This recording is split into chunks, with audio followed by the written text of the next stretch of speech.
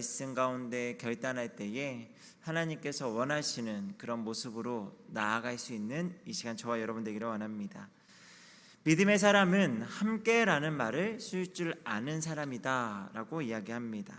그래서 로마서 12장 15절의 말씀에 보면 이렇게 말씀하는데요, 우리 같이 말씀을 읽도록 하겠습니다. 로마서 12장 15절입니다. 시작. 즐거워하는 자들과 즐거워하고 우는 자들과 함께 울라. 울고 웃는 것, 이것보다 더 중요한 한 단어가 바로 함께라는 단어입니다. 함께 울고 함께 웃으라. 함께 대화하며 함께 고민하며 함께 기뻐하며 함께 즐거워하고 함께 기도하며 함께 희망을 가지는 자가 진짜 행복한 사람입니다. 그래서 예수님의 다른 이름 임마누엘, 그 이름의 뜻이 무엇입니까? 하나님이 우리와 함께 하신다입니다. 하나님과 함께 하는 것, 이것이 우리의 신앙 생활이고요, 이것이 우리의 삶의 승리의 비결이 된다라는 거죠. 성령은 함께라는 말씀이 얼마나 중요한지 제가 찾아보니까요, 1360절에 해당하는 단어, 빈도수가 나오고요, 또 서로라는 말도 중요해서 무려 251절이나 사용되고 있습니다. 이번 교역자 수련회를 통해서도 우리 교역자들이 함께 계속적으로 사역 같이 하고 있지만, 함께 아침, 점심, 저녁, 밤 늦게까지 함께 시간을 보내면서 서로에 대해서 더 알아가고 대화하고 그렇게 교제하는 시간을 통해서 아마 이 시간이 앞으로의 동역에 있어 더 큰 밑거름이 될 수 있지 않나라는 생각이 들 만큼 함께하는 것, 이것이 참 중요하다라는 생각을 많이 가질 수 있었던 시간이었습니다. 오늘은 그 함께를 알고요, 함께 믿음으로 합력하여서 승리한 이야기를 함께 나누고자 합니다. 오늘 성경에 나오는 이스라엘 백성들은요, 아주 난감한 상황에 처하게 되었습니다. 1절에 보니까 여리고는 굳게 닫혔고 출입하는 자가 없더라 이야기합니다. 이 여호수아 6장 전체적인 말씀을 함께 나누려고 하는데요, 여리고는 굳게 닫혔고 출입하는 자가 없더라. 이 상황을 보면요, 여리고성에 출입하는 사람이 없다, 성문이 굳게 닫혀 있다라고 이야기하는 거죠.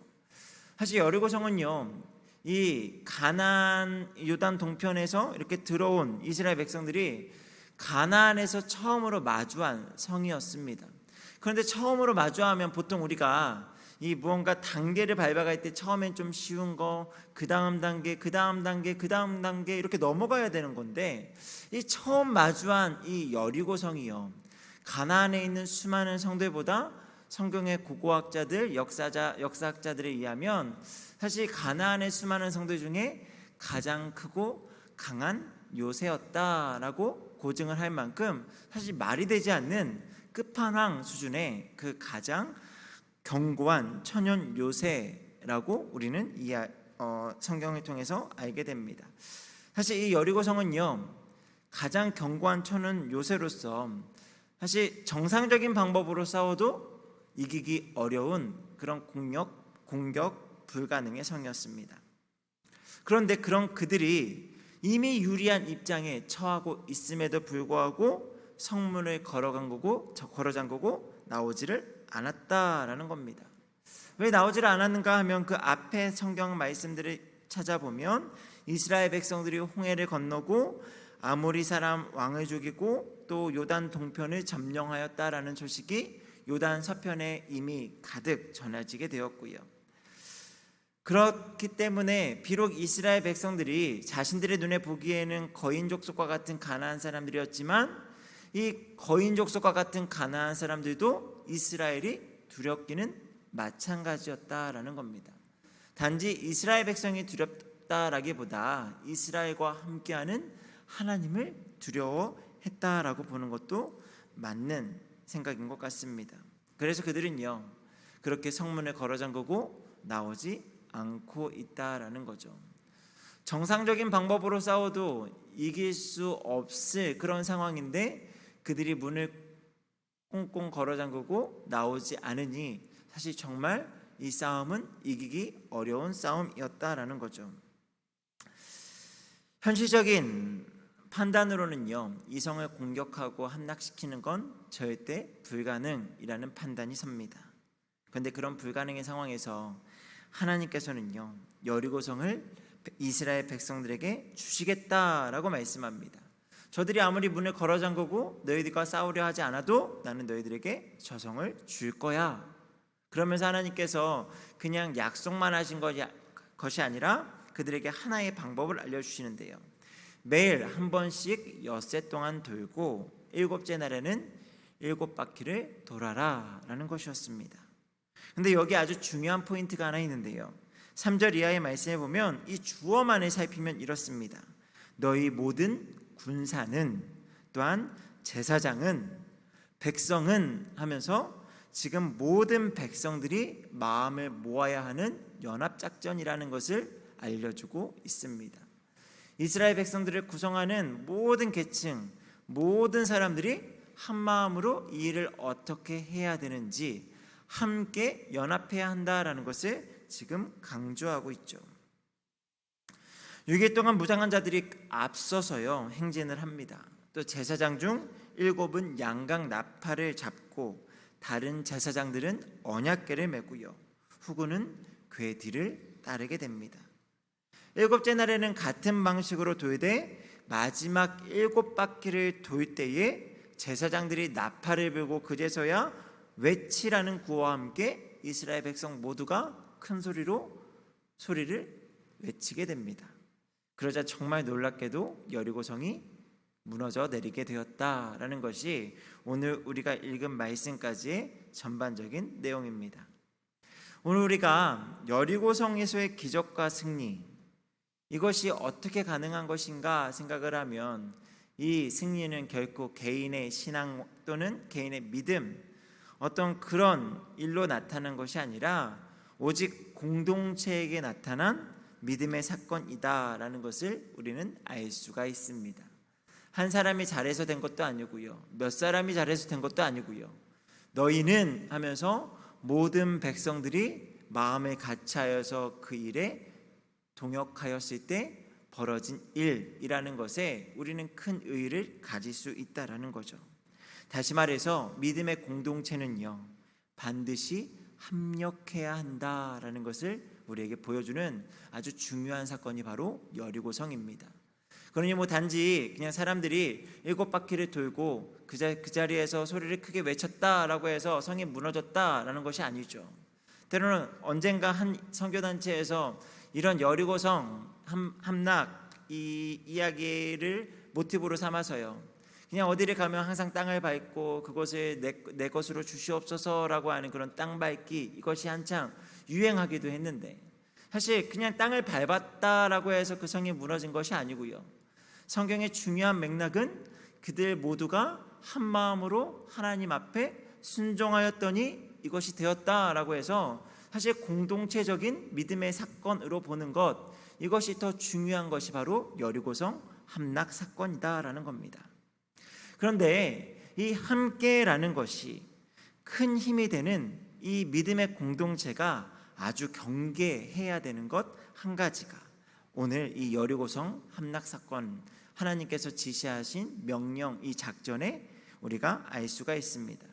그들이 경계해야 되고 그들이 정말 조심해야 되는 것이 무엇이었는가 하면요, 바로 불평과 원망이었습니다. 우리 10절의 말씀에 보니까요, 이런 말씀을 합니다. 너희는 외치지 말며 너희 음성도 들리게 하지 말며 너희 입에서 아무 말도 내지 말라라고 이야기합니다. 소리를 내지 말라라는 거예요. 원어로 살펴보면요, 타쉬미우라는 단어가 쓰입니다. 이 타쉬미우라는 단어는요, 결단코 절대로 서로에게 묻거나 대답하는 일조차 하지 말라, 다시 말해서 입 뻥끗하지 말라라는 겁니다. 어떤 말도 내지 말라라는 것, 그것이 바로 타쉬미우라는 단어입니다. 여러분, 왜 하나님께서 이 여리고성을 정복하는 데 있어서 수많은 사람들이 함께 모여있는 그 상황 가운데 사람이 많으면 말이 많은 그 상황, 어쩔 수 없는 그 사람이 많으면 어쩔 수 없이 말이 많은 그 상황에 말하지 말라라고 이야기하셨을까요? 왜 소리를 내지 말라라고 이야기하셨을까요? 사실 그 이유는요, 앞선 이전의 광야에서의 이스라엘 백성들의 모습을 살피면 이해할 수 있습니다.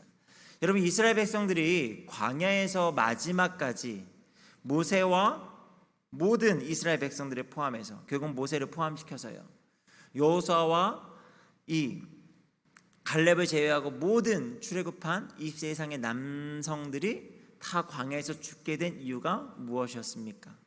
바로 원망과 불평 때문이었습니다. 그들이 하나님 앞에 원망하고 불평하여서 결국 그들이 다 광야에서 생을 마치게 되었다라는 거죠. 그러니 지금 여리고성이라는 큰 숙제를 앞두고 그들이 정말 그 일을 감당하는 데 있어서 가장 중요한 한 가지는 바로 불평과 원망을 자제하는 것 아닐까요? 여러분, 이스라엘 백성들이 하나님의 이 작전, 이 명령을 들었을 때 어떤 생각이 들었을까요? 여러분들이 이스라엘 백성들이라면 6바퀴 6일 동안 잘 소리내지 말고 잘 돌고 7째 날에도 동일하게 돌되 7바퀴를 돌면서 마지막에 큰 소리로 외쳐라. 그 사이엔 절대 소리를 내지 말아라 라고 이야기할 때, 여러분, 이 명령을 듣는다라고 한다면 여러분은 어떤 생각이 드시겠습니까? 여러분, 이것이 성을 함락시키는 전쟁, 전투, 그 어떤 것과 연관이 있는 모습일까요? 우리는 이 사건을 알기 때문에 땅밟기를 하고 여러 가지를 막 한다라고 이야기할 수 있지만, 그 이전엔 이와 같은 일은 세계 어느 곳에서도 들어왔던 이야기가 아니라는 거죠. 그냥 성을 돌아라, 내가 이 성을 너희에게 주겠다, 사실 그 누구도 이해할 수 없는 작전이다라는 겁니다. 여러분, 이해할 수 없다면 우리는 보통 어떤 반응을 보이나요? 이해할 수 있는 일에 대해서는 하나님께서 이렇기 때문에 이렇게 말씀하셨구나, 우리는 순종할 수 있습니다. 그냥 크게 거부감 없이 따라갈 수 있다라는 거죠. 그런데 이해할 수 없는 말씀을 하실 때 우리는 항상 뭐가 생기죠? 의심이 생기고 궁금증이 생겨나고요, 그 가운데 때로는 판단을 하고 그 가운데 여러 가지 불평과 원망을 늘어놓을 수 있습니다. 혹시라도 우리가 아무런 무장하지 않고 성을 돌 때에 성문을 열고 나와서 우리를 죽이려고 한다면 어떻게 될까 걱정할 수도 있다라는 거죠. 이것이 어떻게 이 성을 공략하는 방법입니까? 하나님께 이전과 같이 따지고 될 수도 있다라는 겁니다. 하지만 하나님께서는 그들에게 어떻게 말씀하셨죠? 침묵하라, 아무 말도 하지 말아라 라는 겁니다. 여러분, 신앙의 조력자, 옆에 함께 있으면 너무나 큰 힘이 되고 도움이 되는 신앙의 동역자가 때로는 신앙의 방해자가 될 수 있다라는 것, 여러분 어떻게 생각하십니까? 함께 손을 잡고 함께 일을 해나가면서 혼자 하는 것보다 둘이 셋이 하는 것이 더 좋을 때도 있지만, 때로는 옆에 있는 신앙의 조력자가 신앙의 방해자가 될 수 있다라는 거죠. 왜요?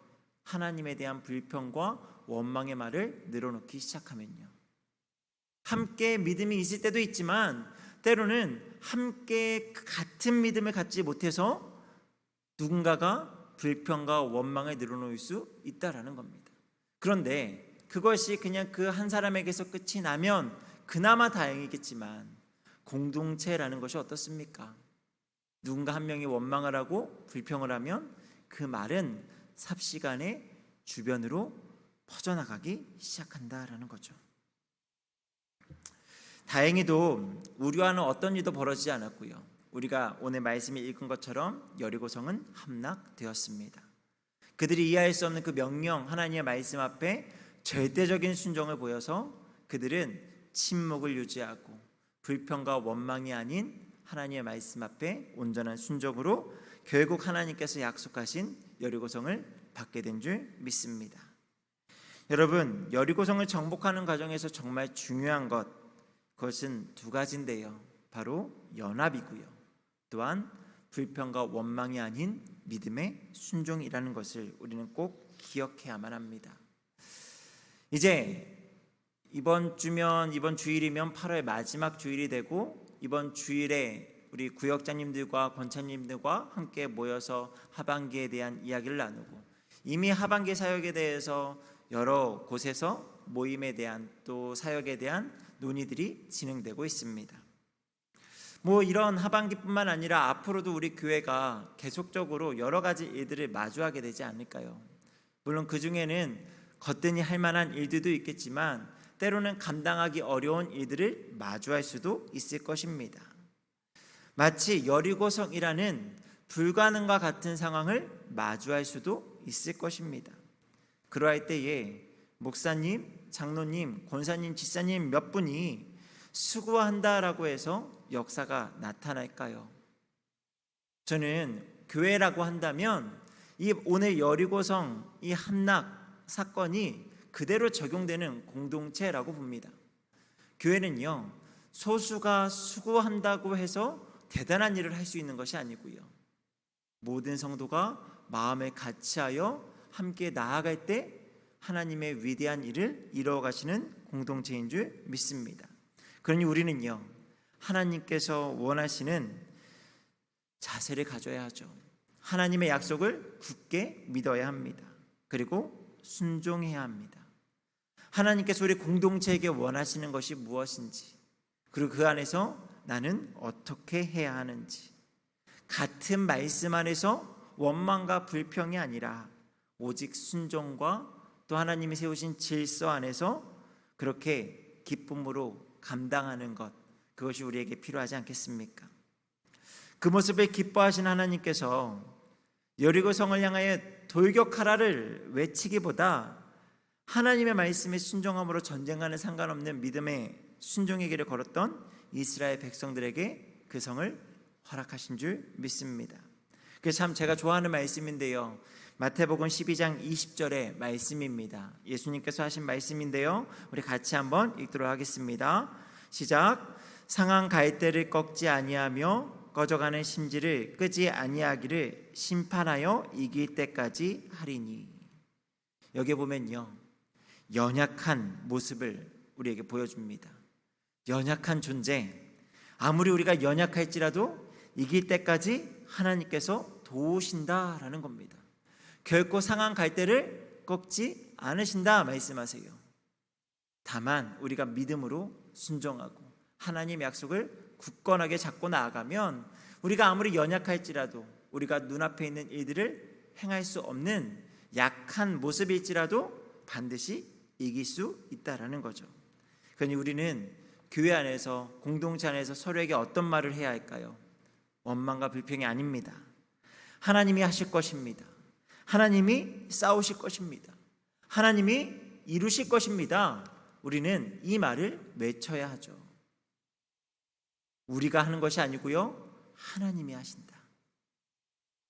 우리가 아까 찬양했던 것처럼 하나님께서 반드시 우리를 지키시고 하나님께서 우리와 함께 하실 때 놀라운 믿음의 역사가 나타날 줄 믿습니다. 우리가 이렇게 하며 나아갈 때 그제서야 정말 모이면 행복한 교회가 되지 않을까요? 올 한해 우리가 여러 가지 모임과 또 여러 가지 사역들을 통하여서 모임에 힘쓰고 있는데, 그 모임이 있을 때마다 원망과 불평이 아닌 하나님의 일하실 것들을 기대하는 말로 서로를 격려하고 서로에게 힘이 되어주는 우리 공동체가 되기를 주님의 이름으로 소망합니다. 우리 같이 찬양하고요, 같이 주님 앞에 기도하는 시간을 갖기 원합니다.